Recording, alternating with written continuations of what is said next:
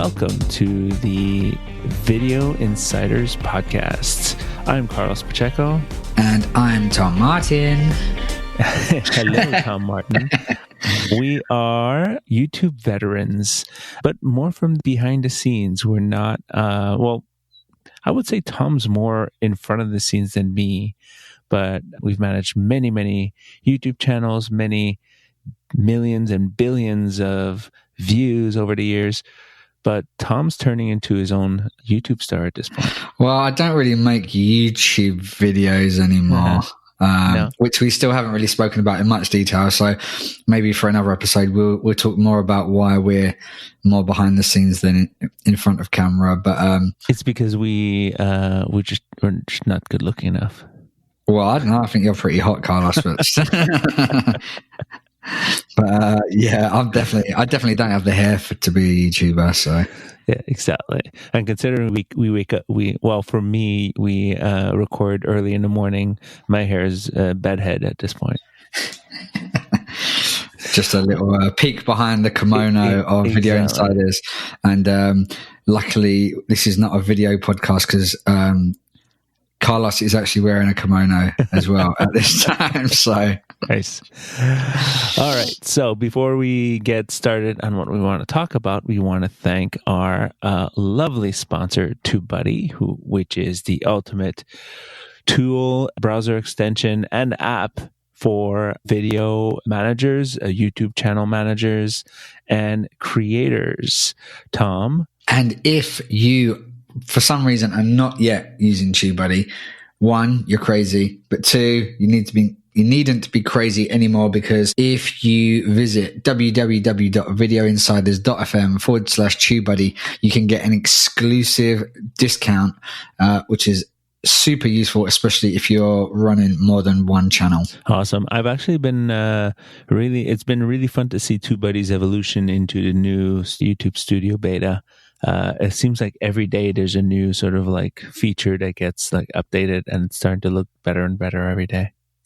Yeah, that must just be like development hell for Phil and his team. And a big shout out to Phil, who we spoke to on our previous episode, which you can find at videoinsiders.fm or on the podcatcher of your choice. Awesome. Let's get to the subject at hand, which is a video by Derek Alexander Muller, more known as Veritasium. I've been a huge fan of Derek for a long time. He released a video just early this week called My Video Went Viral, Here's Why. And it caused Tom to have some emotional reactions to it. It's 23 minutes long. It's almost like it's a presentation more than anything else. Before you get into it, Tom, I'm going to say my big beef with this video is, why do you need a 2-camera angle?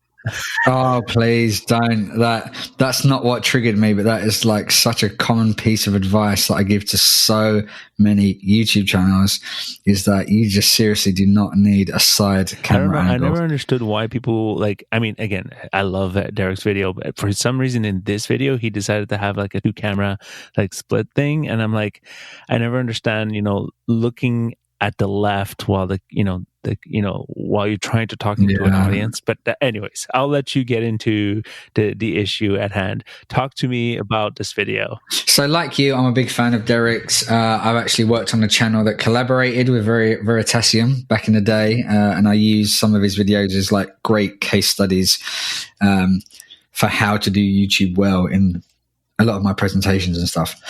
So this video, I kind of loved it and hated it at the same time. I think there's probably a certain amount of bitterness in me in why it triggered such an emotional response, because the video in itself went viral and when I watched it, it was, I think, 24 hours old and had 1.8 million views. So I agreed with a lot of what Derek said, disagreed quite a bit of what he said, and just felt that there was some missing context in between that I think a lot of viewers would maybe take as gospel, but without a bit more context doesn't necessarily make sense. So as this video is causing such an uproar, many of you already have not seen it. If you haven't seen it, just go and search Veritasium on YouTube, and it will be one of his latest videos if you listen to this anytime soon. If not, search for Veritasium viral video, and that should help you see it. So what we're going to do is, because when I was watching this, I was taking extensive notes because I knew that me and you would talk about this at some stage. I wasn't sure whether it'd be a full episode, but by the time I got to the end of the video, I was messaging Carlos and saying, this has to be an episode because I've got lots to say on this video. So we're going to basically break it down point by point. I think I might even be LinkedIn connections with Derek. So maybe we'll get him to listen to it and see if we can get some of his reactions to that. I could be totally wrong. Could be totally wrong. But anyway, so he kicks off the video. I just want to touch on it very quickly, talking about the kind of epidemic of creator burnout, which we covered in a previous episode with the creator coach, Josh. So please go and check out that episode. Really interesting. So we don't need to touch on that too much. But what he spoke about that was causing this burnout was a couple of things. So first thing that he spoke about was something called the YouTuber life cycle. And this is kind of a very common story of YouTubers that start out, they're getting growth early on because they're starting from scratch. They're getting really excited. They peak to where they get, they've got their, big subscriber milestones, getting hundreds of thousands of views. Obviously, this isn't the story of every YouTuber, more like the story of kind of traditional successful YouTubers. And then there starts to be a kind of slow decline as they start to age and their impact becomes less and less. And it makes perfect sense. He talks about the disappointment of a YouTube creator going from kind of heady success and constant growth to like a plateau and a decline. And he used a really good term, which was like anchoring. So they've got an expectation of success, which is anchored in their mind, and that kind of no longer happens. And that totally makes sense. One thing that I think he didn't really touch upon in this point, and he spoke about a number of science channels that I'm very familiar with. Again, I've collaborated with a number of these channels in the past, is a lot of these channels are like at least 7 to 10 years old. And what he's not given any credit for here is that the audience just grows up. A lot of these people would have started to follow Derek and his counterparts when they were either teenagers, young teenagers, older teenagers. And after 7 years, there's not going to be that many people that are still sticking around. And then by the time that, new audiences have come upon the platform, there's a lot more competition. So I'm not saying that he's got anything wrong, but I'm just saying I think that's a bit of an angle that he didn't quite cover. Yeah, I have to agree with that. Again, his points are totally valid, but I feel like it's almost actually oversimplified. There's the fact that in 2014, I would say 2012 to 2016, when all these channels were peaking, and actually recreated the Google Trends chart that he did, and it's exactly what he showed. The YouTube wasn't as, didn't have 2 billion users, didn't have as many YouTubers. And, as soon as a YouTuber becomes hot, a specific subject becomes like super popular and somebody finds the formula or sort of the format, they get copied, right? And big companies start coming in and saying, oh, we can make science videos, right? So that highly affects YouTubers and sort of takes away their momentum. Yeah, and I don't see that that's anyone's fault. No, it's just it comes with in any area of life, whether you're a celebrity or a sportsman or whatever it may be. There's seasons. The famous say the 15 minutes of fame, and I'm not saying it's anything like that, but no one can kind of live forever at the top of the YouTube charts. And if you think about a lot of the people that were dominant when I first joined the platform, I don't know if any of those guys are still even creators, but they're certainly not, they're the headliners that you see today. Yeah, and the thing is, one of the things you got to realize is that it happens in all medias, right? Like, when a TV show becomes a hit, people start copying it and doing the same type of formats, same type of stories. That we just ended Game of Thrones, and Amazon's doing Lord of the Rings. They wouldn't have done Lord of the Rings series if Game of Thrones wouldn't have been a hit. So. Yeah.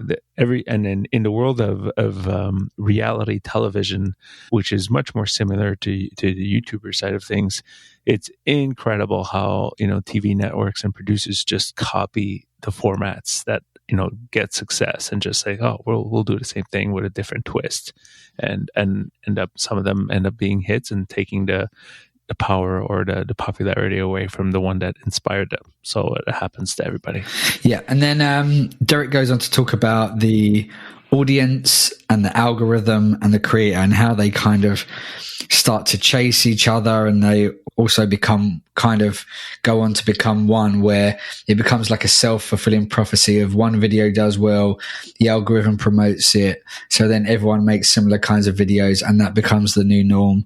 Again, really, we're just talking here about what's been the case from the dawn of YouTube, which is something hits and then multiple people just jump on the bandwagon. So nothing really new there.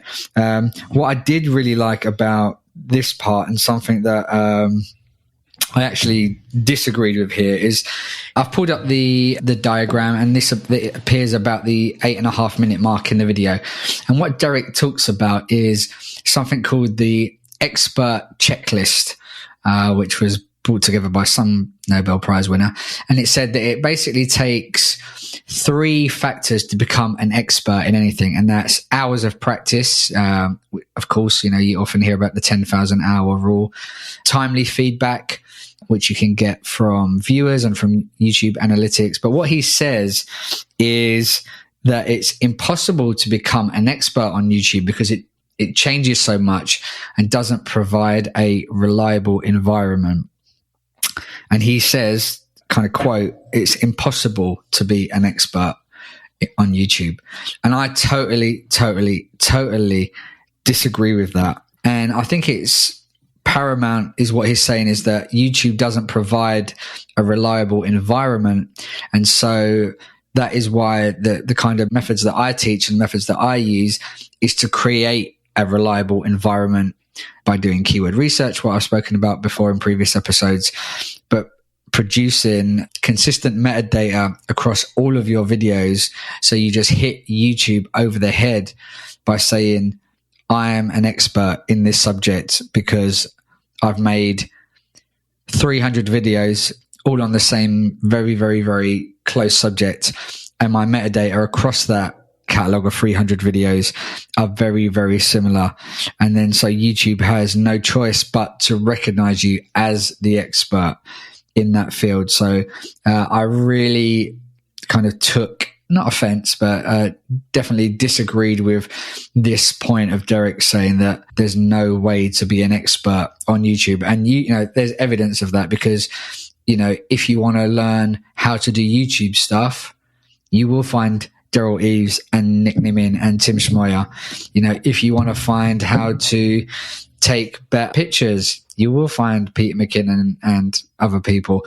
If you want to know how to edit better, you will find, Premier Gal and other people like that, because there are channels that do lend themselves to being subject matter experts. And it's the type of client that I work with really closely, is like a thought leader and a subject matter expert. So this is something that I really kind of disagree with. So it'd be good to get your opinion on that, Carlos. Well, I think subject matter experts are the real sort of like rock stars in this space, right? One of the biggest sort of I won't call it adpocalypse, but apocalypse, I would say influencer apocalypse, that I feel is going to happen is this thing with influencers is people becoming influencers just to influence. You know who I'm talking about, just a person that doesn't really sort of give any value and is just doing there, just trying to get popular. And those are the ones that are going to sort of like taper off, or people are just not going to want to, the brands don't want to, sponsor these people. The people that have the long tail and, the opportunity to really just build their reputation is subject matter experts. And the thing is, subject matter experts are good at their thing. Sometimes they're not as good as learning the YouTube ecosystem and what really works on YouTube. And they just look at the surface stuff. And then, like, as you said, like when I'm looking at Veritasium's video, I'm looking at, he's hardly using the tags. he put like a dozen tags on his videos. So like he's obviously, like a couple of them are ranking well, but he's put a few that are sort of like so generic that are sort of like, wow, that won't work in the long run. But at the end of the day, I think that point was sort of like it flew a little bit over my head. So I don't have a strong opinion on it, but I do think that people who have who are experts on a field need to just focus on their expertise as opposed to becoming YouTubers, or like focusing so much on YouTube, and then you end up taking away from your knowledge and not focusing on the stuff that made you popular in the first place, or the expertise that makes you people listen to you in the first place. So you sort of need to play a balance of like still learning, still doing what you're doing, and then using that knowledge to bring to the platform. But yeah, I mean, at the end of the day, I think you're much more hot under the collar for this one. Yeah. He then goes on he brings it back to creator burnout and why he brought creator burnout in the first place. And he said that basically creators burn out by chasing the algorithm, trying to figure out what the algorithm is, trying to keep the algorithm happy. This is another point that I disagree on, because I don't believe that creators burn out by chasing the algorithm. I feel that they burn out by feeding the algorithm, and that's purely because the algorithm demands that you upload regularly. So I don't think YouTubers are burning out because they're trying to figure out what videos to make. I think they're burning out because they can't take a break. We know this, even though YouTube have come out and said that's not the case. I'd say if you take more than, even a month off is going to have a direct effect on video performance after that break. So again, we spoke about this on the episode with Josh, but yeah, what do you think about that? What is the real cause of creator burnout? Well, I mean, the real cause of creator burnout is the intense, here's the thing. Looking at data every day and looking at, especially when that affects your, your livelihood is stressful, right? And everything needs to work. We went into this ecosystem where, we need to upload every day to make it work, or to keep going, or to keep growing. And some YouTubers jumped into that full swing and became full, daily vloggers. And some of them were successful for a bit, but you saw them most of them just quit, stop, and because they realized that, it doesn't really pay off that much in the long run. Maybe they got an initial hit, but then it just tapered off pretty quickly. My example when it comes to YouTubers trying to follow the algorithm, my easy example is Jenna Marbles. She does not follow anything. She just uploads when she feels like uploading, and all her videos do extremely well, and they're completely off the cuff, and they're not jumping on any sort of like trend. Maybe once in a while she'll do something that's sort of trendy, but it's like it's full on her personality and the way she is, and her talent that brings people back. Yeah, that's my thought in terms of that. It's just like people got sucked into they took things too literally when YouTube said, watch time is important, upload frequency is important, and then they went all in, and obviously got a little bit of got something out of it when they did it, but then it quickly just tapered off for almost everybody. Yeah, totally agree. And then Derek goes on to talk about the decreasing significance of subscription. And this is something that I really, really agree with Derek on here, that over time, the importance of a subscriber, or more importantly, the value of a subscriber to a channel has definitely gone down. I remember when I kind of was at the early stages of my kind of YouTube career, we had a target to grow our subscribers with the view that you grow subscribers, you grew views.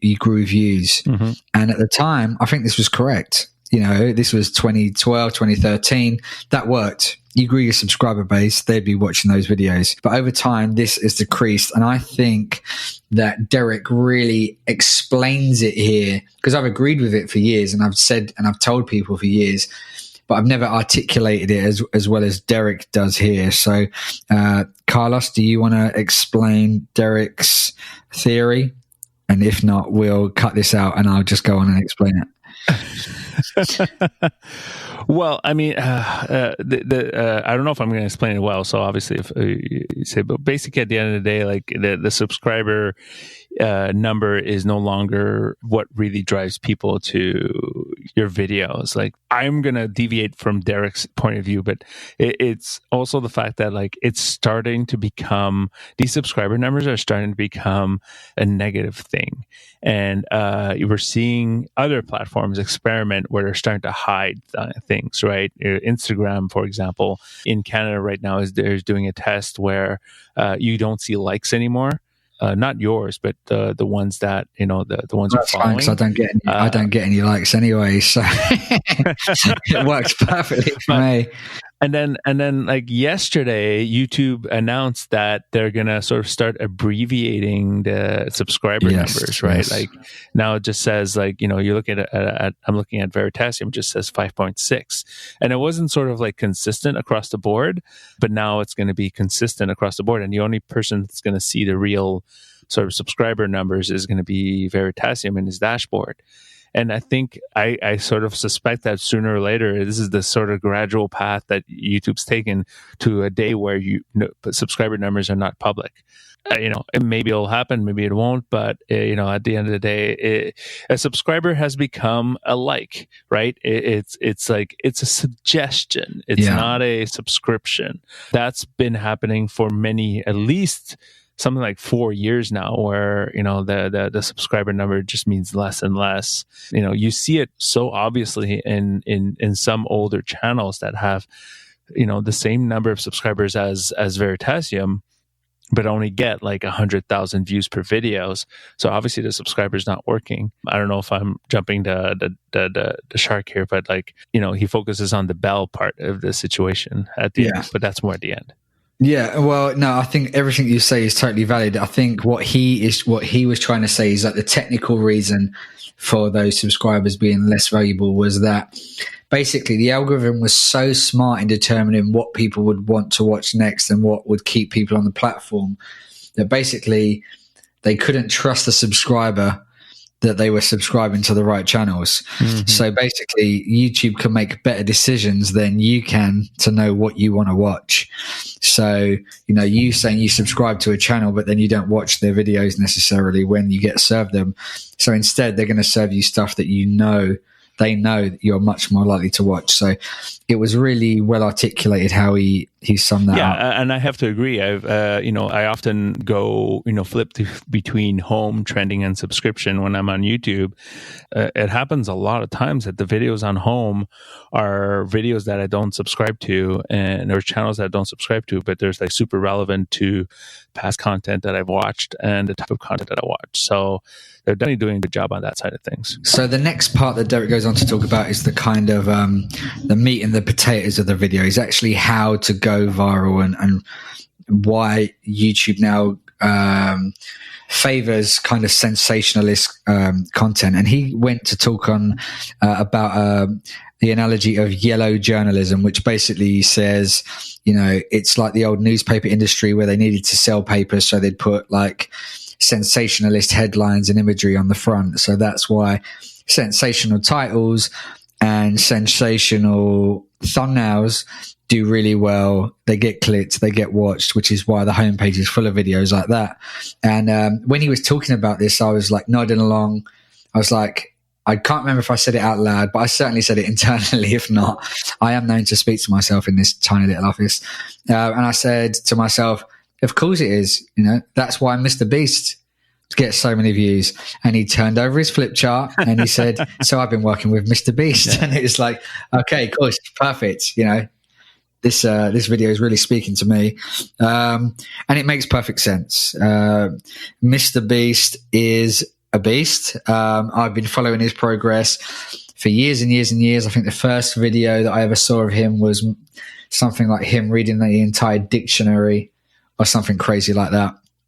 And just was fascinated by what he was doing. And, he makes such great titles, such great thumbnails, but he also makes great videos. There's no escaping that. And he's just doing crazy stuff and remarkable stuff. And I think this is kind of overlooked for Mr. Beast, is that he's doing stuff that is absolutely remarkable and not stuff you could see every day, which is why people are so fascinated by him. And I kind of quick aside about Mr. Beast, in my time at VidCon and all of these conferences, I'm very rarely kind of like starstruck, or I don't care about quote unquote YouTubers. I've been in rooms with Casey Neistat and all these big people, and they don't really affect me. But at Vid Summit, I was actually in the queue for something, and I turned around and I looked at the name badge, Jimmy, didn't recognize the name, but I was thinking to myself, damn, is that Mr. Beast behind me? Turns out it was. But usually if it was someone else, I'd just say hello, but I was actually a bit starstruck by Mr. Beast. So little aside there. Jimmy, if you're listening to this, I'll see you at Vid Summit this year. And I won't be scared of you. And I'll happily accept any money you're giving away for free. I have to confess, I have yet to really watch anything from Mr. Beast. It's just one of those things where, and I think I fully respect what he's doing. I have no issues with him. It's just one of those things that's like, And this is surface level analysis for me. What I think Mr. Beast has done is he's basically taken what Roman Atwood used to do. What I remember seeing, and because of my relationship with Roman from many years ago, I've sort of always observed how he's evolved from doing amazing pranks to vlogging. One of the interesting things over the years that he started to do crazier and crazier stunts. They weren't, sort of like pranks anymore. They were more like stunts. That's all I see Mr. Beast doing. It's exactly the same stuff that Roman used to do, and I think he just got tired of it. But it's just really interesting to see that that's a format that sort of like evolved from other YouTubers, and then other YouTuber just takes that format and just runs with it. And the fact that he has the resources to do it and the opportunities to do it, for him, I'm more jealous of the experiences he's getting. Being able to do these awesome things that you would love to do yourself. It's amazing. Anyways, that's my 2 cents on when it comes to this beast. Cool. So now I want to get down to the real crux of the video, which is Derek's plan or recipe for making a video go viral. So it's a 3-point plan. The first, make great videos. Second, choose topics which are clickable, or I would like to say shareable. And third, and quote, use clickbaity titles and thumbnails. So I have a number of problems with this plan. So I'm going to just go off on a little rant for the minute, Carlos. Please humor me, but feel free to jump in at any point. So first of all, there are hundreds of thousands of videos, if not millions of videos every day that hit all of those 3 points that don't go viral.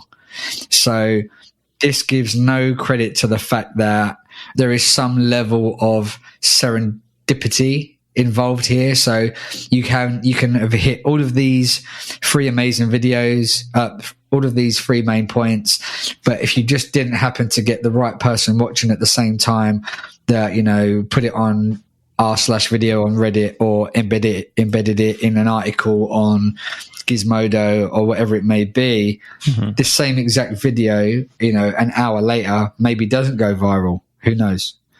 And I don't think that's given any credit here.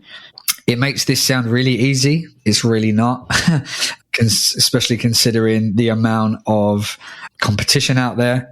I think most people know to make great videos, to choose shareable topics, and to make clickable thumbnails and titles. So I'm not sure how helpful this advice is. My third problem is the use of the term clickbaity. So clickbait for me is misleading. You know, you're baiting someone into getting a click, but you don't deliver. And I always tell people, you know, as long as you deliver on the promise, it's not clickbait. So when Derek makes a video that says, why are there 900,000 black balls on this reservoir? That's not clickbait, because he's talking about what he is mentioning in the title and the thumbnail. So that's not clickbaity. So I think that's either just, you know, we're just arguing over semantics here, or he's giving slightly bad advice, because for me, clickbait means you're misleading the audience on purpose, like those horrible in context article ads you get at the bottom of like news articles where, you know, they're using thumbnails that have got nothing to do with those the are ads anyways. The article, you know, the ones that I always get, the ones that I always get tricked by. And no, I'm not telling you which ones I click on. A few more things that I kind of take exception to is that this is like really kind of generalist advice, which assumes that people are making generalist content. You know, if you've got a channel, like a subject matter expert channel that teaches people, you know, orthodontistry, this advice is not going to work. You know, you need to really come with just like good SEO how-to content that answers people's questions. This also assumes that people's viewing habits are through the homepage and browse features, which is not always the case, especially for non-generalist audiences. So, you know, for example, if I'm an orthodontic student and I want to look at my orthodontistry channel, I'm probably going to go and search, or I'm probably going to go direct to a channel that I know, and I'm not necessarily having such a passive experience on YouTube. And I don't think this is taken into account. So this talks about, I think, getting broad success with a broad audience. Obviously, I agree with all of his tips in terms of like making great videos and making them on topics that are important to people and having click-worthy thumbnails and stuff. But that doesn't mean that in every niche you're going to get a quote-unquote viral. And what does viral even mean to different niches? So yeah, I feel like I've just had a good therapy session and got that all off my chest. So I absolutely think you're right when it comes to like calling it clickbait. Clickbait is a bad name, right? And you know, click-worthy, you specifically said click-worthy is a better name, because you know, you click and you get what you're expecting. You know, like that's always been YouTube's instructions and you know, on how to make a good thumbnail, right? And you know, that's, again, as you said, it's semantics. But one of the things that worried me a little bit and is the whole, you know, it to me, I'm getting like, you know, advertising industry flashbacks or PTSD at this point, when everybody's starting to talk about click-through ratios. I'm like, really? This is what we're back to? And like, click-through ratios is a thing from advertising for the past 20 years. And now it's a thing on YouTube. You know, that type of metric is a very sort of like, I don't know, I just don't consider it to be, I've never considered it to be a good metric. Yeah, it's a good metric for an ad, you know, and we're trying to bring it into the creator landscape, and it's there. But one of the things that worries me a little bit is the fact that we're getting into a space where there's going to be real-time click-through ratio results, meaning that we're going to come to a point, and this is my imagination, what I suspect, we're going to come to a point where a YouTuber is going to go live, and within minutes, they're going to say, oh, my thumbnail's not doing well, I'm going to switch it. And then they're going to switch the thumbnail, and then, you know, or delete the video or whatever. We're past, I think you're correct to a point, but I think we're already past that point. There are YouTubers. Yeah. There are YouTubers that are already doing that, definitely. Yeah, okay. Well, I mean, I think that's a bad way of handling the ecosystem, and it's sort of like it turns YouTube into Instagram, which to me is a cesspool of crap. Even though I'm still addicted to it, like I use it very sparingly, and I deleted it. And there's a tangent right here. I deleted it a couple weeks ago, and then damn it, took it back. I'm in advertising, so I can't take it off. I can't stop this stuff. But anyways, that to me was sort of like, oh man, I can't believe they're turning, that ecosystem and all these sort of like, bad type of, like incentives to creators, because it just puts you on the same level as an advertiser. And I just think that's crap. I think good content is good content, and you need to do the work to make it discovered. And one of your points is about like subject matter experts, and I don't want to it's not about me. Like I had one of my clients, his video went viral 2 weeks ago, and it went viral is not 5 million views, it's 300,000 views, where for years he's been getting 2, 3, 4, 10,000 views per video, depending on the video, and his thumbnails are not clickbaity.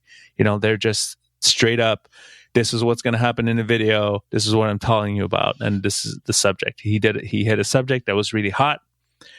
We didn't know. Well, we sort of suspected it was hot, but it turned out to be hotter than we expected, and it was great. It worked for him. I don't think that changing a thumbnail would have done anything more than him having an awesome video, an awesome 10-minute explainer video that sort of talked about the facts and talked about his opinions, and people just were really into the back and forth conversation with that. It's never one thing when it comes to YouTube. It's always, multiple things happening at the same time.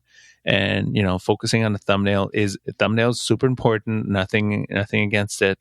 I'm just worried about this whole clickbaity type of attitude. Yeah. So I don't think it's going to change anytime soon. I think the more sophisticated the tools that we get to do A/B testing and stuff like that, the more it's going to become prevalent, and the more it's going to be weaponized for people that have got the resource to do it, to get as much information as possible. And you can't blame them. This is a business for many people, and so they're going to use all of the tools at their disposal to maximize. If you're going to spend $10,000 making a video, or more, $100,000, $1 million making a video, you might as well spend an extra couple of hours A/B testing or split testing, multivariate testing, to make sure that it's going to get the best impact possible. So I can't blame people. Also, they really are giving YouTube pretty much what they're asking for. So this is probably a debate that will rage on. So I'd say, love the video, Derek. Don't agree with everything. Still think everyone should watch it. Would love to hear your opinion on this. So, I know you're a video insider as well. I know you've been in the industry for probably 10 years or more. So feel free to come on here, talk to us about this and more issues that you faced. Mr. Beast as well, of course. Jimmy, offers open to you. But also, we'd love to hear what you listeners have got to say. So you can tweet us at Video Insiders. You can email us hello@videoinsiders.fm. We'd love to know what you think about all of the topics we've discussed, what you thought of the video, and also just let us know what other kind of topics you'd like us to cover in the future. And of course, we can't go without saying a great big thank you to our sponsor, TubeBuddy. And remember, you can get an exclusive discount by visiting videoinsiders.fm/TubeBuddy. Bye.